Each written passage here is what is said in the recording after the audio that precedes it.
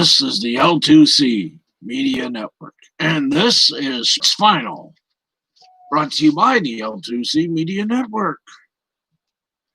Now with the details from the sports headlines, and while we loaded today, here's our host, Steve, the Baxman Bax. Hey, how's it going, everybody? Steve Baxley here, and don't know if you can see her, but she fell off. Uno joined us for just a wee little bit. It's great to have you with us. Happy Saturday. Soon in 30 minutes to be a happy Sunday morning, except, of course, on the West Coast where it'll still be night. But, wow. We are literally a loaded show. So we may go beyond our 40-minute time limit. We just may hit the hour show. But we got a lot to do. So let's do it. It's time for sports.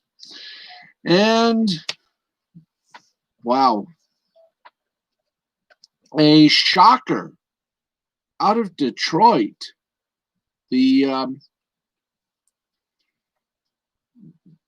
The deed is done. Matthew Stafford's days in the Motor City are over. The Stafford era, wow. Ended with, I'm going to say it, not a bang, but a whimper. The Detroit Lions are starting over, literally. It's no longer a rebuild. It's, well, the implosion has ended, and what has come from it, wow. Incredible. The Detroit Lions are now literally starting over with not only a new coaching staff, a new general manager, and the whole Megillah. They're also looking now for a new quarterback. Jason La Canfora, the NFL insider for CBS Sports, confirmed the Lions and Matthew Stafford have mutually agreed to end their tenure together this offseason, and the team will begin exploring trade options in the coming weeks for the former number one overall pick, as first reported by the NFL Network's Tom Pelissero. And according to Pelissero, Stafford expressed a desire for a fresh start in recent weeks, and the Lions agreed to put him on the trade block.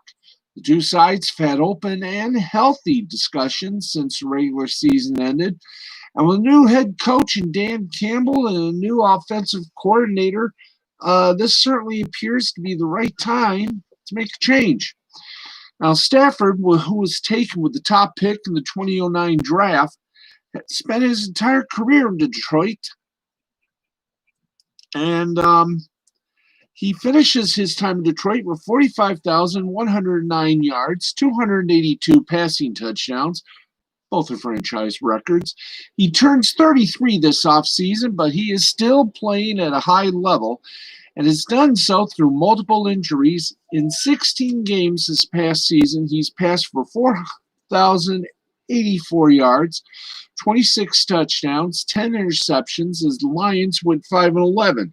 A move that happened relatively soon, as Pelissero notes that on the fifth day of the 2021 league year in March, Stafford is due a $10 million roster bonus. Now, the veteran signal caller has 2 years and $43 million left on his contract. Adam Schefter of ESPN reported Campbell and new general manager Brad Holmes were told that Stafford was not expected to be with the team before they were hired, so no one within the organization was blindsided by this development. According to Schefter, the Lions are expected to receive at least a first-round pick in return for Stafford. There are plenty of teams who could be interested in acquiring the services of a big-arm veteran such as Washington, or, now that Phil Rivers has called it a career, the Indianapolis Colts.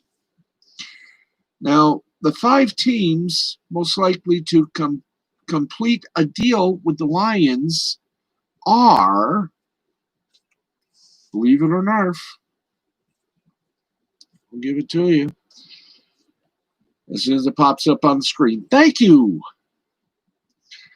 Okay, so who are the 5 teams that could be interested in completing the deal with the Lions? Well, of course, number 1 has to be Washington.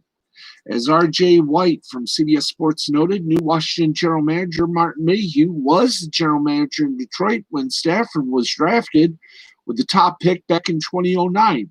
It proved to be a great decision, and the University of Georgia prospect set multiple franchise and NFL records during his tenure with the Lions. Now, Washington does have Alex Smith, who pulled off a remarkable NFL comeback this past season, but he has struggled to stay healthy due to other nagging injuries. Now, Washington had to start journeyman Taylor Heineke in its postseason matchup against the Buccaneers.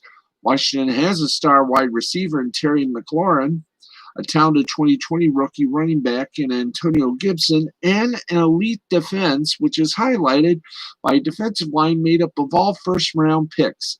And even with a healthy Smith, Washington could stand to upgrade at the quarterback position, and it's a move that could potentially make them a legitimate contender. Washington definitely should call and see if the Lions would accept the number 19 overall pick in the 2021 NFL Draft. Now, as we spoke about a few moments ago, the Indianapolis Colts would be a good place to hang Matthew Stafford's helmet on. Philip Rivers announced his retirement, so we all know that the Colts are looking for a quarterback. Like Washington, this is a team that appears to be just a quarterback away. They're much closer to being a legitimate contender. Now, Rivers led the Colts to an 11-5 record this past season. It was their best campaign since 2014. This is a franchise that, well, has had bad luck with the quarterback position since they parted ways with Peyton Manning. Andrew Luck decided to hang up the cleats way early. Jacoby Brissett didn't even make the most of his opportunity as a starter, and then Rivers gave Indy just one season. Stafford is under contract for 2 more years and appears to have a lot left.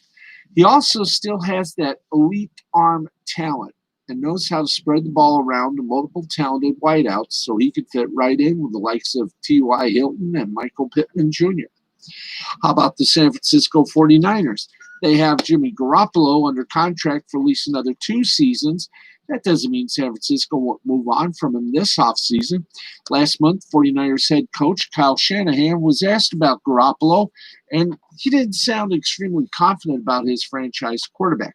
Shanahan did open his dialogue by saying he believes Garoppolo is going to be our quarterback next year, but his responses to questions concerning his quarterback certainly sounded like he was open to a change. And it's hard to believe anything you hear from coaches. Remember when the Cardinals the Arizona Cardinals said that Josh Rosen was their quarterback before drafting Kyler Murray? 49ers are just 1 year removed from the Super Bowl, but they failed to playoffs this past season with a solid defense and then versatile weapons like Deebo Samuel, Brandon Ayuk, and George Kittle. This team would instantly get back to contending if they upgraded at the quarterback position.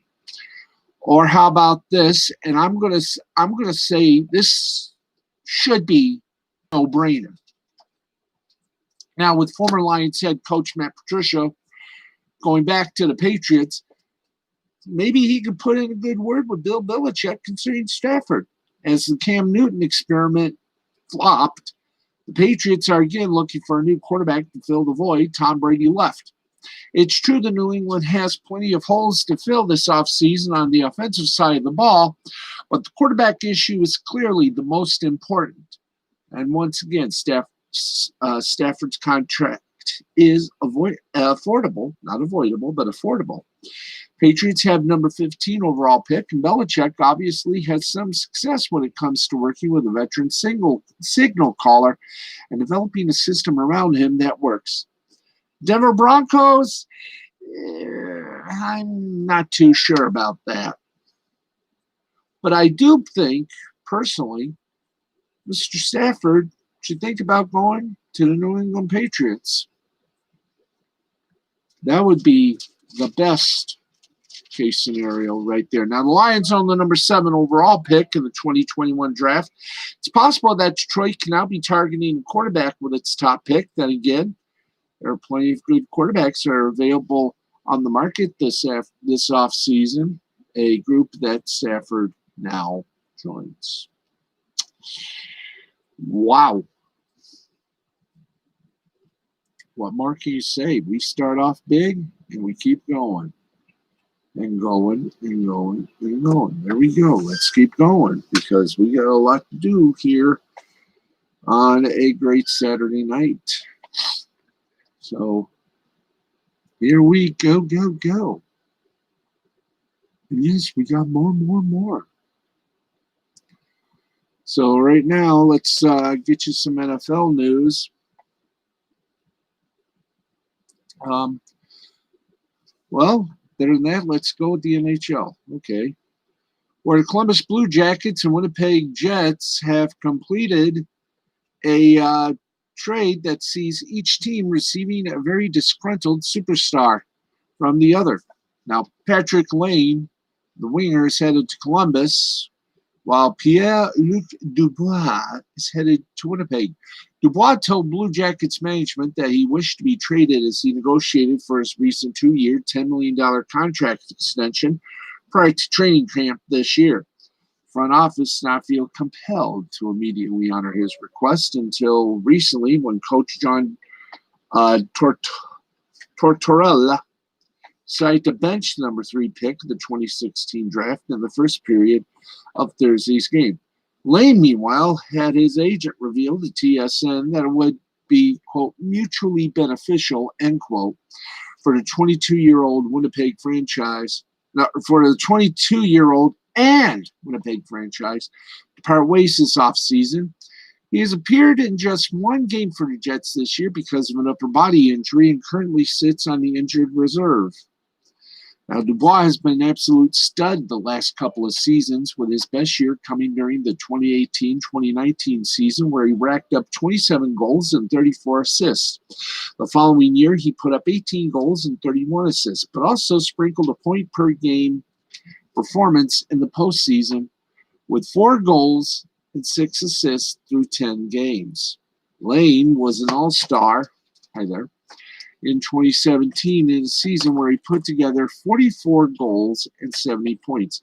Also part of the deal is forward Jack Roslovic, a Columbus native who is returning to his hometown. Columbus is also giving Winnipeg its 3rd-round pick in 2022. Wow. Got some bustling stories, eh? Well, we still got more. We got a whole lot more. We got to talk NBA, NHL. We got the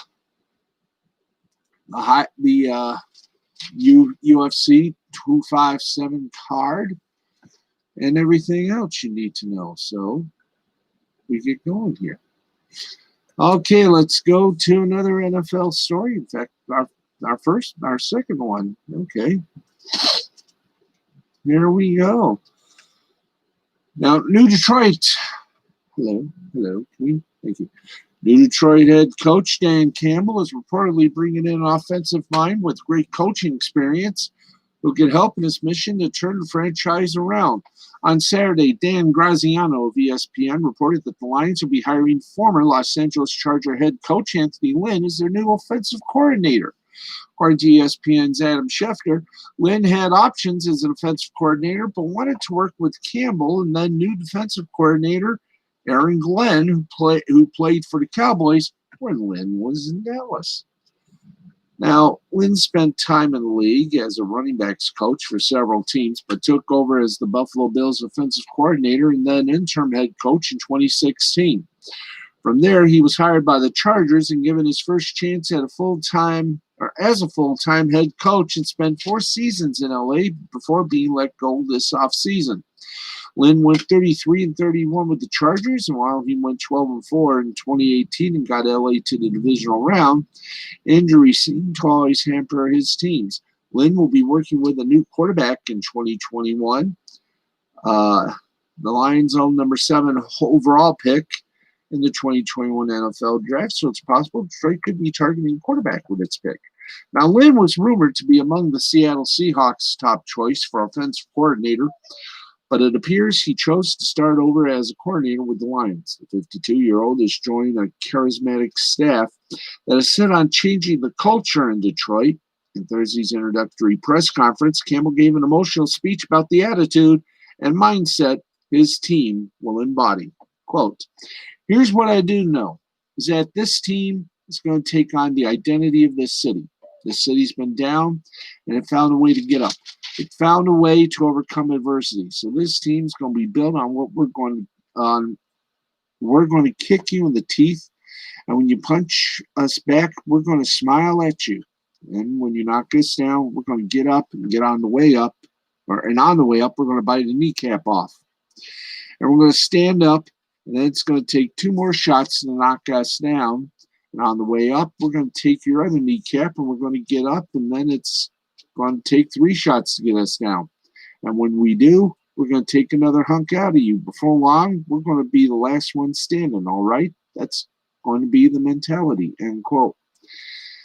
Campbell surely hired Lynn to snatch some kneecaps on the offensive side of the ball. So there you go. Congratulations, Lions. You're rebuilding. It's looking pretty good right now, but still you got more pieces to attend to before the draft. And don't you think we're finished? No, because we are semi-commercial free. That means we got nothing. We got nothing more. College basketball, oh boy. Michigan, you got problems. And this is the biggie. Michigan's entire athletic department, including its men's basketball team, is in the midst of a banner season. Or, excuse me, let's try that again.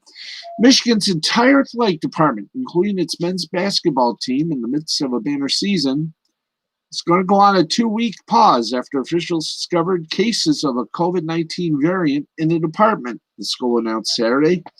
The news was first reported by the Michigan Daily. Cases are of the B117 variant strain that is more highly transmittable of the coronavirus, according to the CDC. 5 cases of the B117 COVID-19 variant have been confirmed in Michigan's athletic department, with 15 more presumed positive cases, according to the Daily.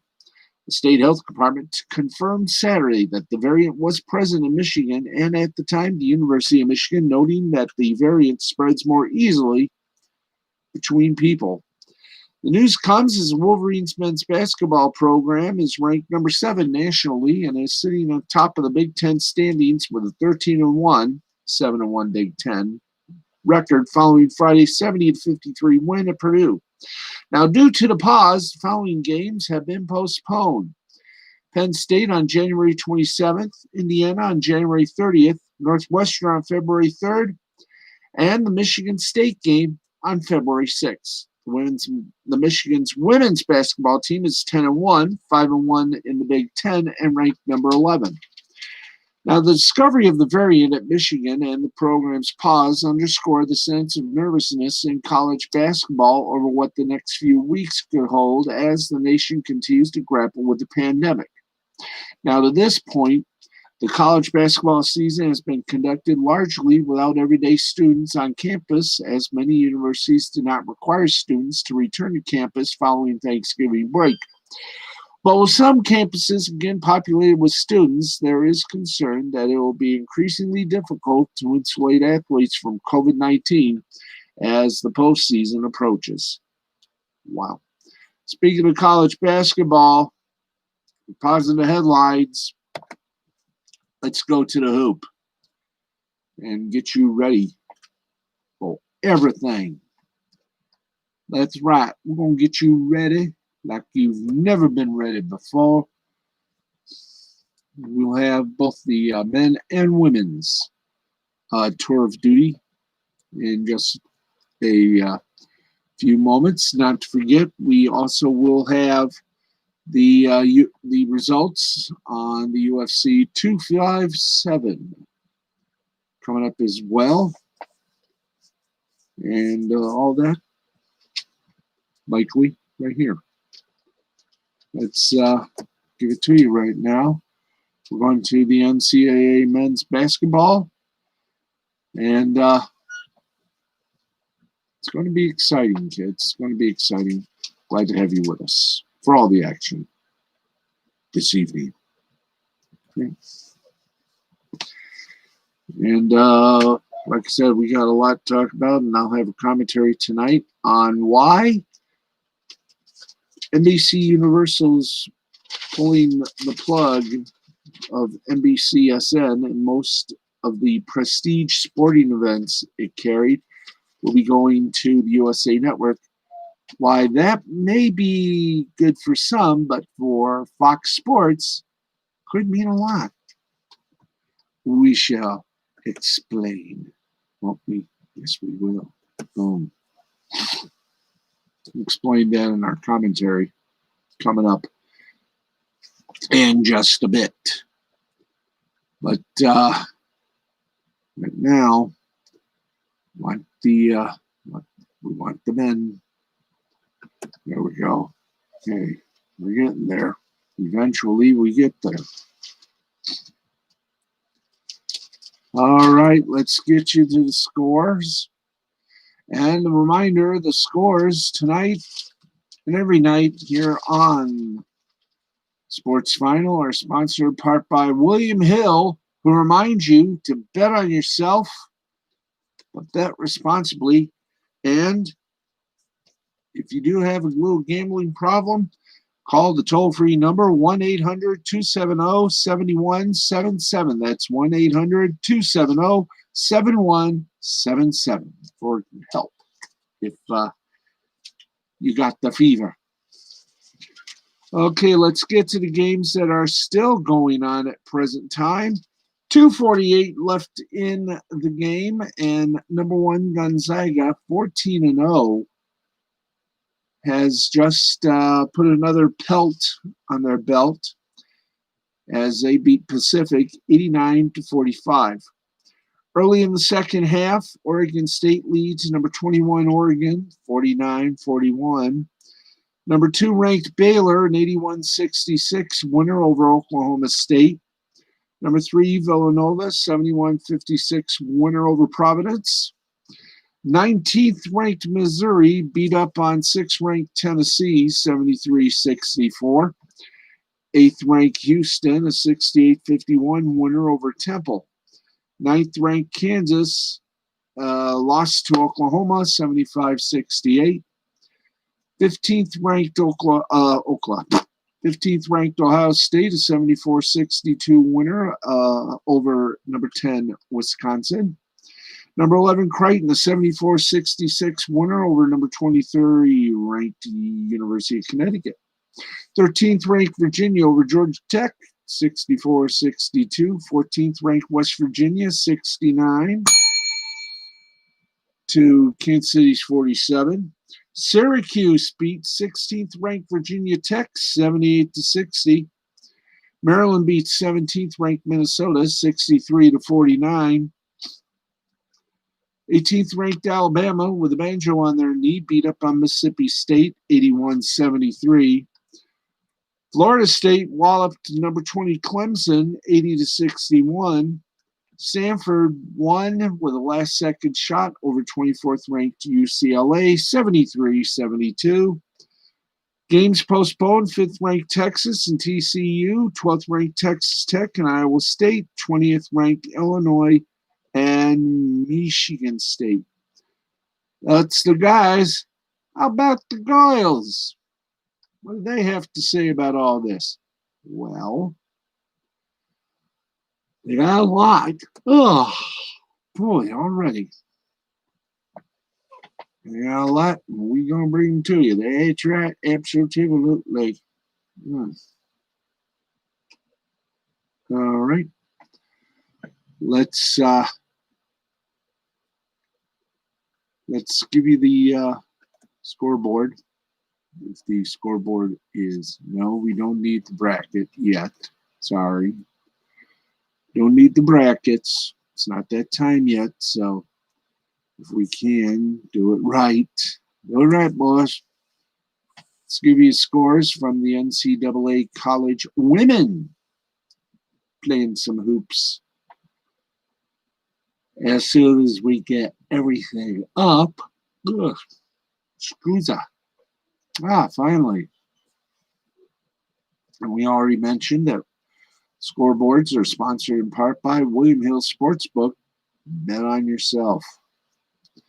If you have a gambling problem, call 1-800-270-7177. 1-800-270-7177. And here are the scores from today for the women. Number 3 ranked UConn, a 72-41 winner over Georgetown. 9th ranked Baylor outlasted Oklahoma 84-61. Texas defeated number 24th ranked Iowa State 70-59. South Florida and East Carolina have been postponed. And let's see, did we mention Texas beating number 24 Iowa State 70-59? And 9th ranked Baylor over Oklahoma 84-61. Games postponed. 14th ranked South Florida and East Carolina. Providence and number 18 DePaul, BYU, and Gonzaga is true. So there we go. Let's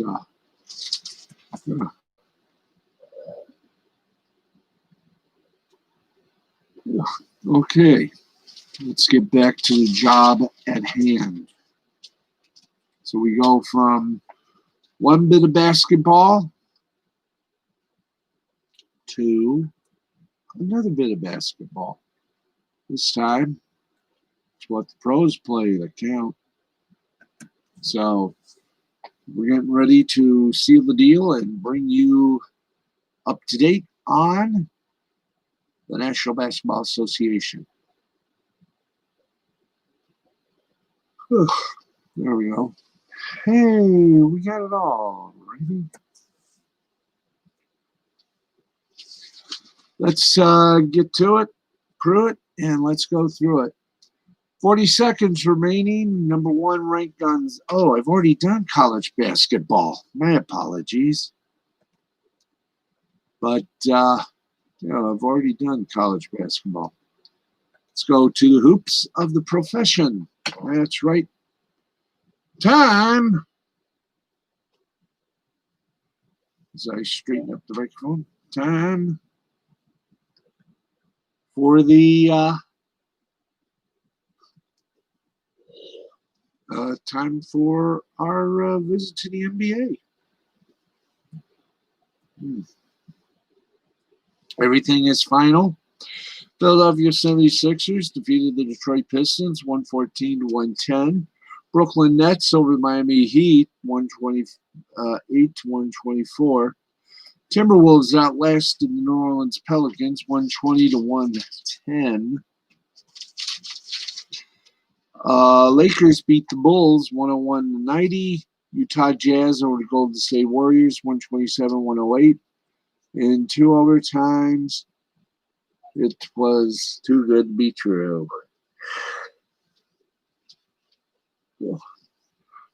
Anyway, let's see, 108. Jazz beat the Warriors 127-108. In 2 overtimes, the Nuggets beat the Suns beat the Suns by a score of 2-8. So there you go. Man, I'm bopping the walls today. Nuggets over the Suns 120-112 in overtime. And that's not enough. How about this? The Rockets' Red Glare beat up on the Mavericks 133-108. Everything kind of good in the hood. Don't you think? Yeah, I guess. Anyway. All righty. Squeeze up. Okay. So, wrote that again. 76ers 114, Pistons 110. Okay. Let's try that again. I mumbled. Philadelphia 76ers over the Detroit Pistons 114-110. Brooklyn Nets over the Miami Heat 128-124. Minnesota Timberwolves over the Pelicans of New Orleans 120-110.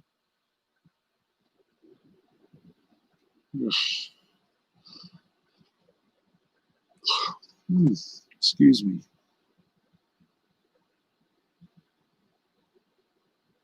All right. Lakers as we've already done those. Okay. Pardon.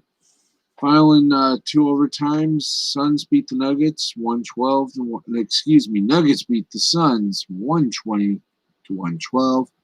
And the Rockets, red glare until somewhere over the rainbow.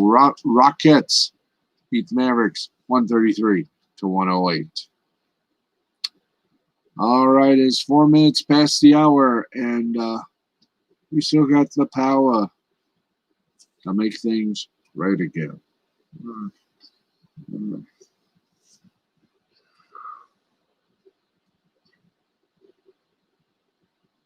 Oh, sorry about that.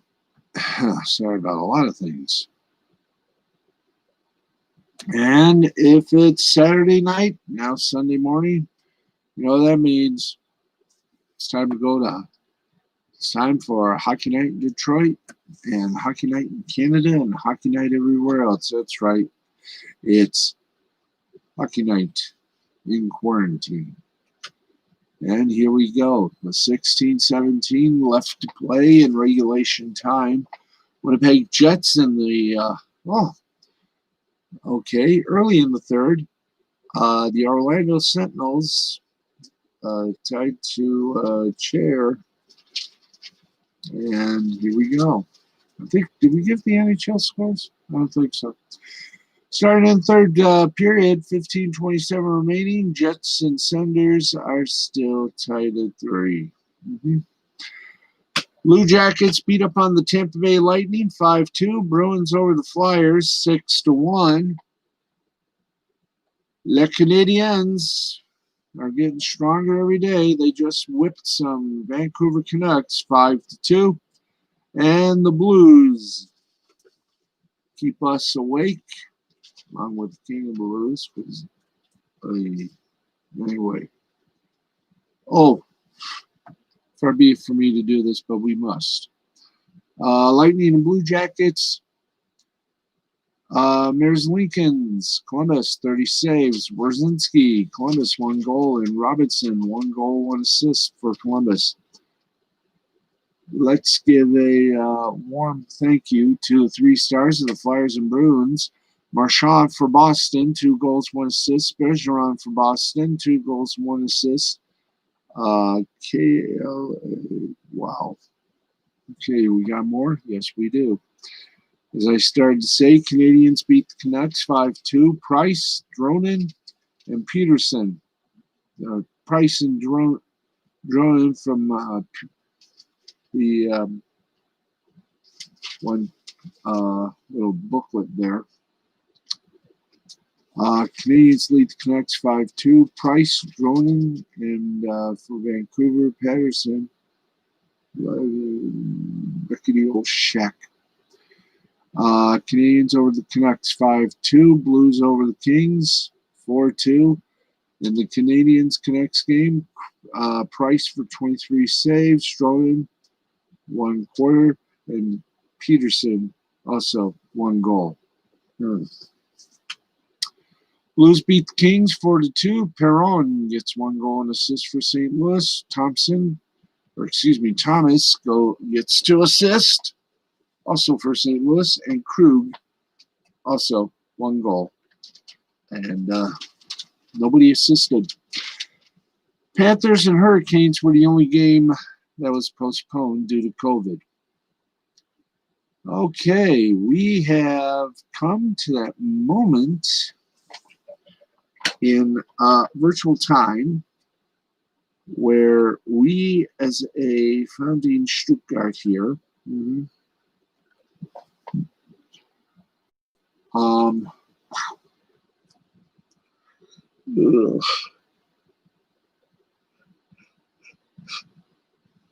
Ooh, yawn.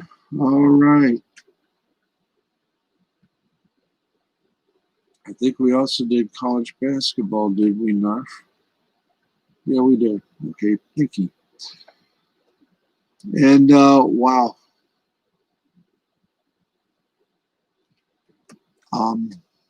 Duke has fallen. They can't get up. They lost their third straight as the NCAA tournament hoops and hopes take a new meaning, as it were. Anyway, why am I here? Oh, yeah. See, we can't do this. All right.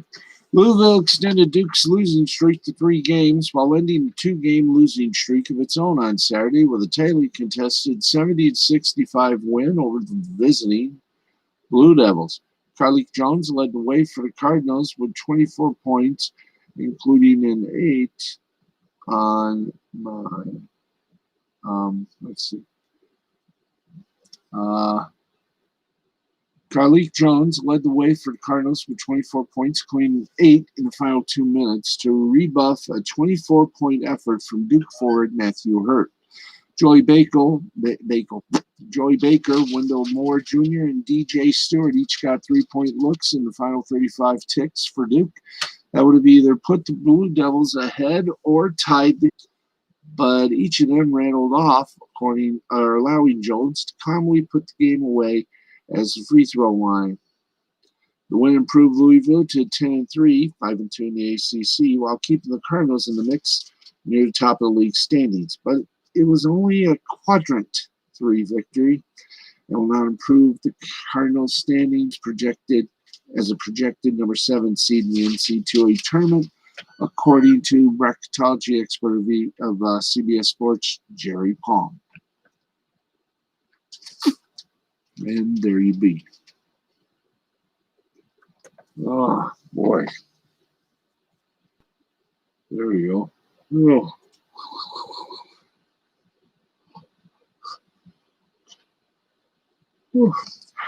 Also in the headlines, Steph Curry did something more brighter than holy moly.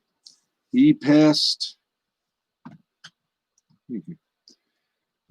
Reggie Miller for second in all-time NBA three-pointers, which isn't bad. All righty.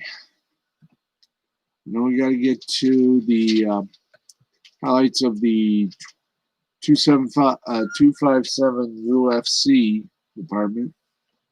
Well, we will do that for you. Trust me, nobody does it better. No, we try to.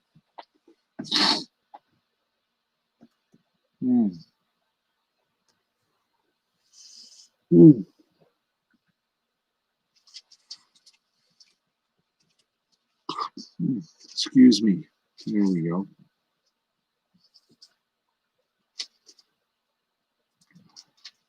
Let's see. Okay, we've done the college football, NBA, NHL. We got the rabbi with his predictions on the 2 divisional championship round, or the 2 divisional championship games.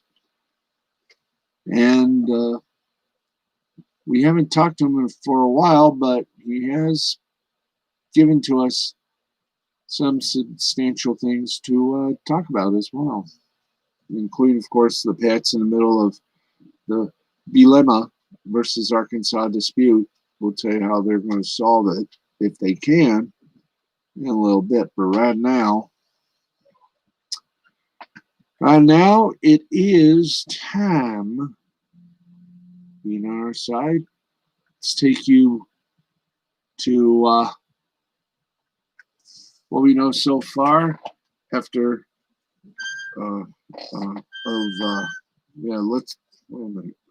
let's go for update on UFC 257. And here we go with it all. Yes, sir, Bob. Let's go to it. Amir Albazi defeated Zaglas Zumagulov via unanimous decision 29-28, 29-28, 29-28. Mozvar Ivolov defeated Nick Lentz via split decision 28-29, 29-28, 29-28. Marcin Prachino defeated Khalil Roundtree via unanimous decision 29-28, 29-28, 29-28. Julian Pena defeated Sarah McMahon via third round submission, the rear naked choke. Brad Tavares defeated Daniel Carlos for the junior. Let's try it again. Brad Tavares defeated Antonio Carlos Jr. via unanimous decision 30-27, 30-27, 28-29, 29-28. Armin Shakarian took on Matt Frivola via unanimous decision 30-27, 30-27, 30-26. Now, here we go.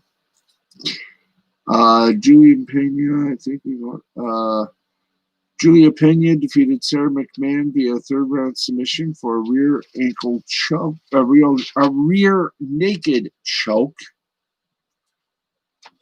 Marcin Prachino defeated Khalil Roundtree via unanimous decision 29-28, 29-28, 29-28. Okay, and we've already done most of and given our updates and everything. Oh yeah, we gotta go up. Sorry. Marina Rodriguez defeated Amanda Ribas via second round knockout punches. Mahmoud Muradov defeated Andrew Sanchez via third round TKO punches. Joanne Calderwood defeated Jessica I via unanimous decision 30-27, 30-27, 29-28. And Michael Chandler defeated Dan Hooks. That's fine.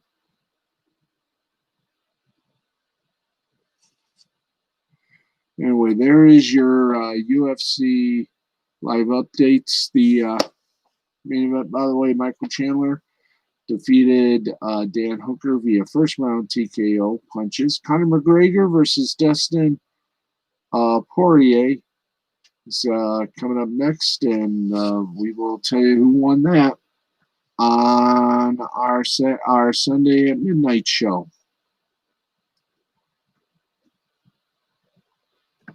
Okay.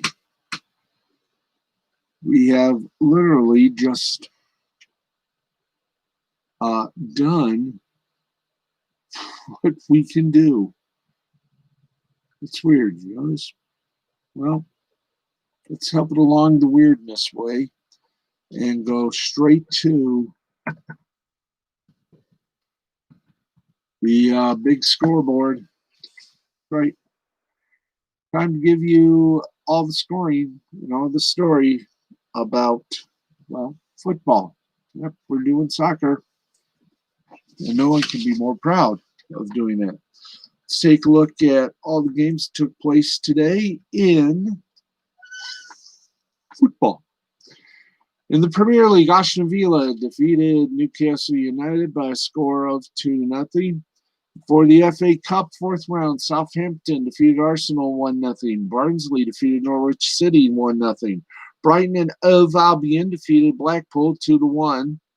Bristol City tied in a luxury. There you go. Yep. Southampton 1, Arsenal 0, Barnsley 1, Norwich City 0, Brighton and Hove Albion 2, Blackpool 1. Bristol City, I see you. Whoa. Let's see, Brighton Hove Albion 2-1 over Blackpool. Bristol City over Millwall 3-0. Sheffield United 2-1 winner over Plymouth Argyle. Swansea City a 5-1 matchup against Nottingham Forest. West Ham United 4-0.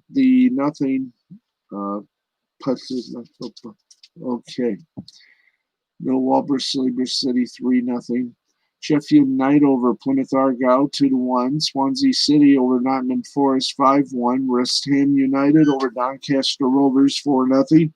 Manchester City over Cheltenham Town 3-1. Scottish Premiership.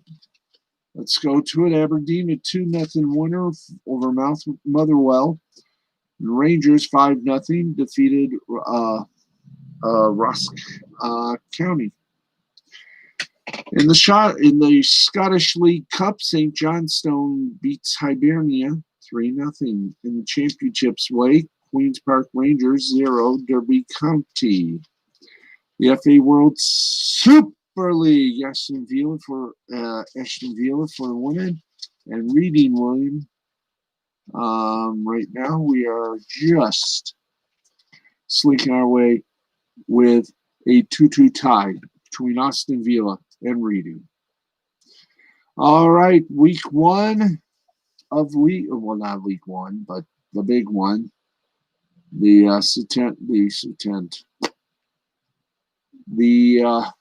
examination almost complete.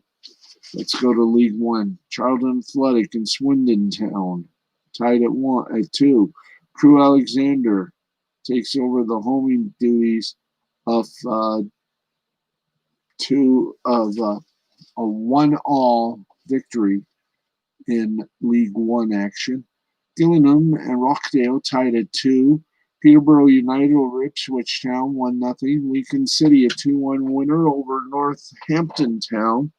Oxford United 2-0 over Bristol Rovers. Portsmouth lost to Hull City 4-0. Sunderland over Shrewsbury Town 1-0. And Wigan Athletic and Fleetwood Town stay tied at goose eggs. League 2, Exeter City over Stevenage 3-1. Scunthorpe United over Grimsby Town 3-0. Cambridge United and Bradford City came. They left immediately. Leyton Orient and the Forest Green Rovers. Forest Green beat them 1-0. Carlisle United and Forest Green Rovers have been postponed. Let's keep going. Forest Green Rovers a 1-0 victory over Leyton Orient. Morecambe a 3-0 win over Colchester United. Morecambe won under Newport County. 3-2, Oldham Athletic defeated the just keep going. Oldham Athletic over Newport County 3-2. Walsall over Port Vale 3-1. Mansfield Town over Southend United 1-0. And Tranmere Rovers 1 right. And of course, Boston Warriors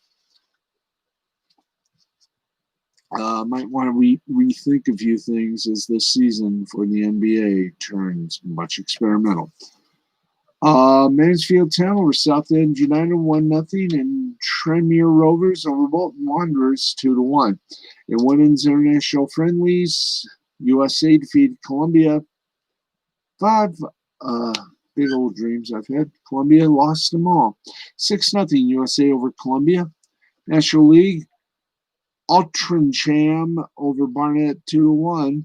FC Halifax Town over Bromley 12. Chesterfield over Wrexham 2-1. Dagenham and Redbridge 3 in a broke term. So, in Boway National League North, there were no games to play. And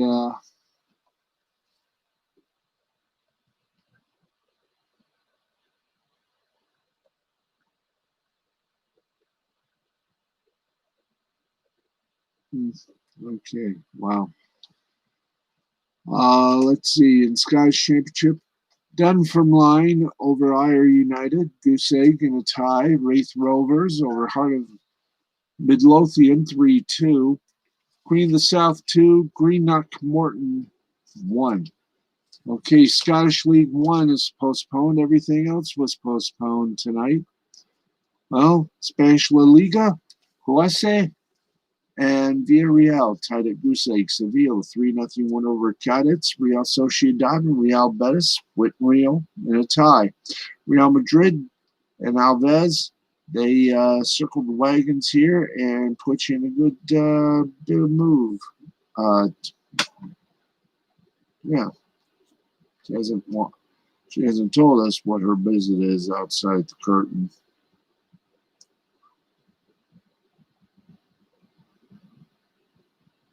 Okay, I think we're ready here. German Bundesliga, if you want to know, because we are approaching the end zone here.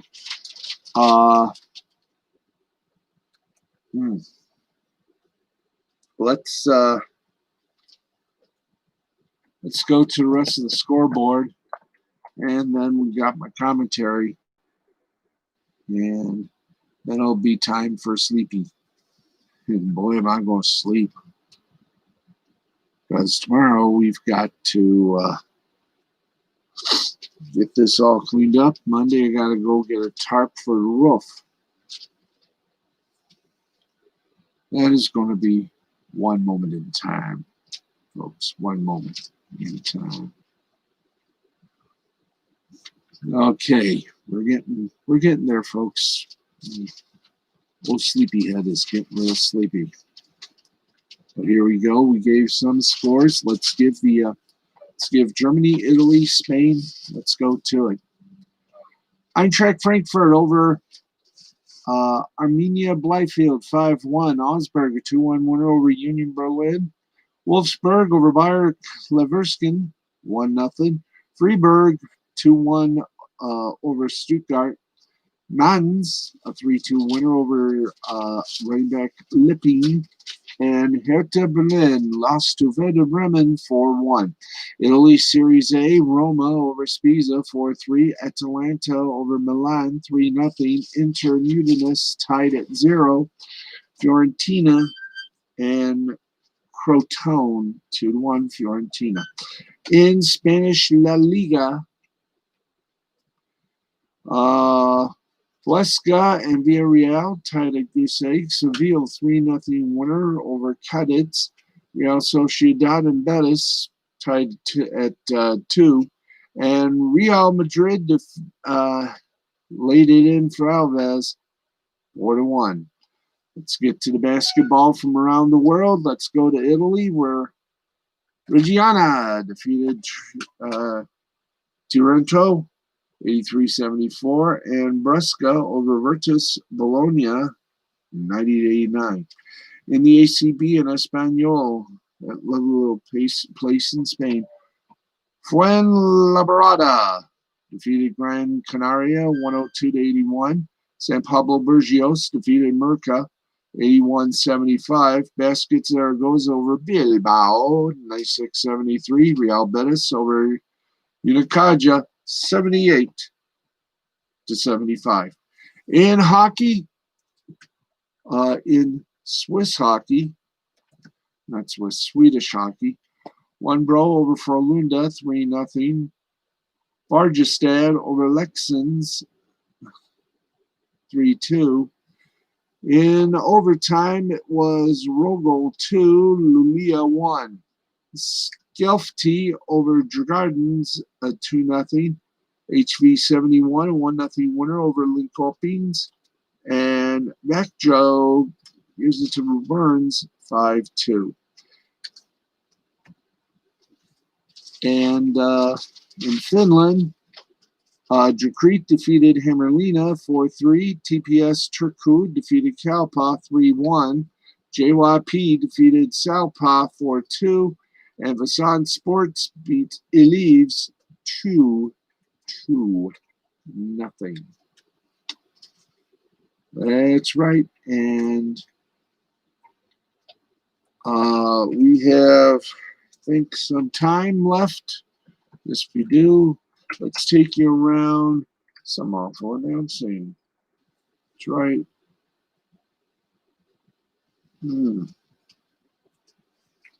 Right, we'll see if we got some headlines for you tonight.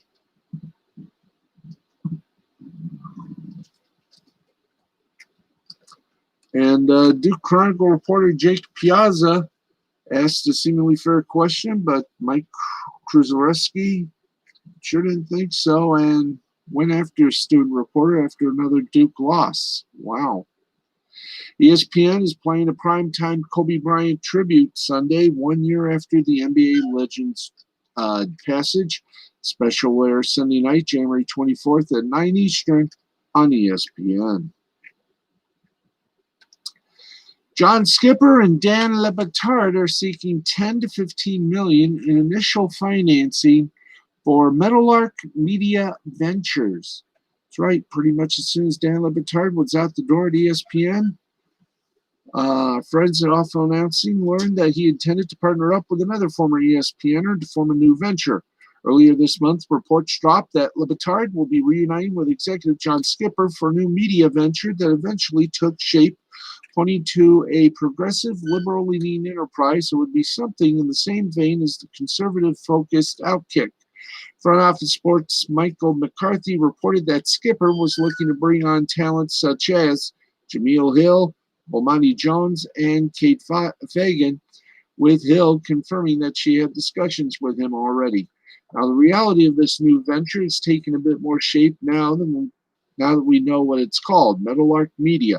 Skipper discussed the particulars on the most recent episode of South Beach Sessions, the podcast feed Le Batard is using for the time being. And one thing Skipper made clear is that Meadowlark is not going to be a platform that audiences will have to sign up at or download content from. Instead, the plan is to sell the content they create to other networks and third parties, making them more of a content supplier than an organization attempting to get a foothold in the highly competitive podcasting, TV, or media markets. Instead, Meadowlark's content could be seeded across various media networks in need of fresh programming who are open to whatever leanings that come for it or with it. As for how they intend to pay for this venture, McCarthy and Front Office Sports are reporting that they are seeking $10 to $15 million in initial financing. He noted that rather than find all their investment from one person or bank, they're looking for multiple investors, which is more likely to allow them to have the creative freedom to do what they want rather than answering to a specific money person. Their ideal situation would be much different to, say, the one Bill Simmons and The Ringer made with HBO a few years ago. Anyway, the relationship between DAZN and Meadowlark is one that's going to be under some scrutiny, as Skipper still remains executive chairman of DAZN while also launching the new venture. Meadowlark is expected to remain its own entity, separate from DAZN. However, DAZN's parent company, Access Industries, is said to be supporting Meadowlark in the short term, while Le Batard and Skipper identify investors. McCarthy writes that it's very possible DAZN could end up being one of those investors. There's also some expected revenue to be generated from a pending deal for Le Batard's radio show and podcast, which are now separate from ESPN. Companies such as Spotify, iHeartRadio, and SiriusXM are all expected to be a mix, amongst others. And folks, I think that about wraps it up. I think we've done it all. And I'm about ready. Yeah, we have. Oh, we forgot one person. Before we do anything, it is time. Barry, you might want to do this. Okay, I got the board. And if we can do it properly. It's time for Rapping with the Rabbi. And live from the Vatican Football League headquarters just across the road from the Vatican itself in Rome, Italy, here's our good friend, Monsignor Rabbi Hiram Shecky Fleischman. Rabbi Fleischman, good evening. Hey, how you doing? It's good to be here. It's good to be anywhere. It's great to be welcomed back. I didn't do so good this season. I only made it up to 69%. But hey, you got to have some downward times. But right now, let's get to our Championship Sunday picks. And, oh boy, did we, well, at least one of us knows how to print backwards. Championship Sunday, let's start first with the Bucks versus the Packers. It's going to be two Hall of Famers. You got Tommy Buccaneer, otherwise known as Tom Brady. He's going to go up against Aaron Rodgers for the Packers. And I'm going to say it, the Packers for the slight edge. I'm calling Packers 42, Bucks 37. In the AFC, Buffalo Bills, the shocker, going up against the defending Super Bowl champs, the Kansas City Chiefs. And let me tell you something, this is going to be a very interesting game. It's going to be close, but I think the Chiefs will send the Bills a bill. 34-27, Chiefs over the Bills. I'm taking, yes, friends, the Packers taking on the Chiefs.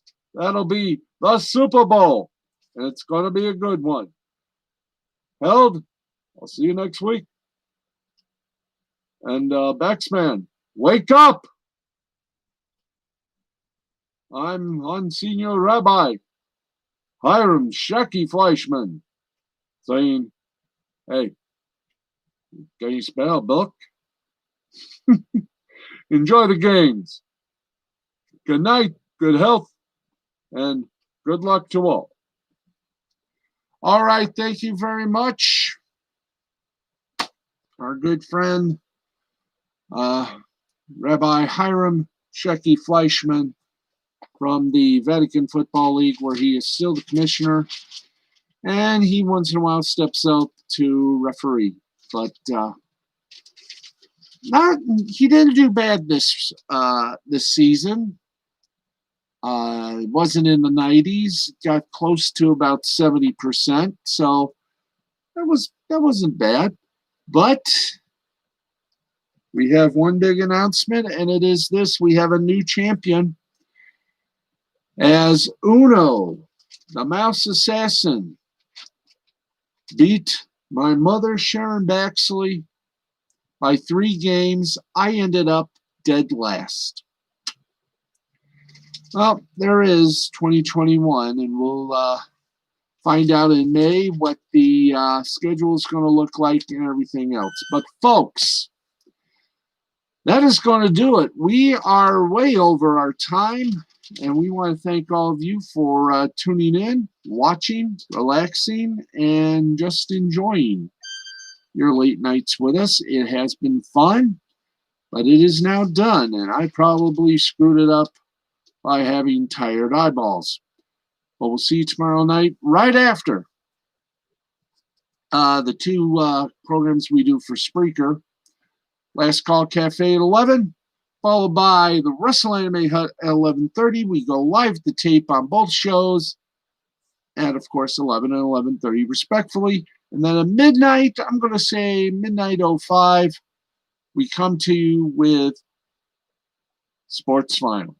And we're going to have probably a lot of it too. I'm going to hold my commentary for tomorrow. It's not refined yet, but we are out of time, and we've gone literally beyond our format. So I'll postpone my commentary until tomorrow. Thanks, everybody, for watching. And from all of us here at the Sports Final, Steve the Baxman Baxley, or as I like to call myself, Sleepy Steve. You'll know why if you've been watching. Good night, everybody. This has been a presentation of Mystifying Creativity Productions in association with the Serta Super Sleeper from Serta. You want to try that again? Yes. This has been a presentation of Mystifying Creativity Productions in association with the L2C Media Network and L2C Sports. We'll talk to you tomorrow. I'm going straight to bed. Good night, everybody. It's going to be a long day tomorrow. Blessings. Good night.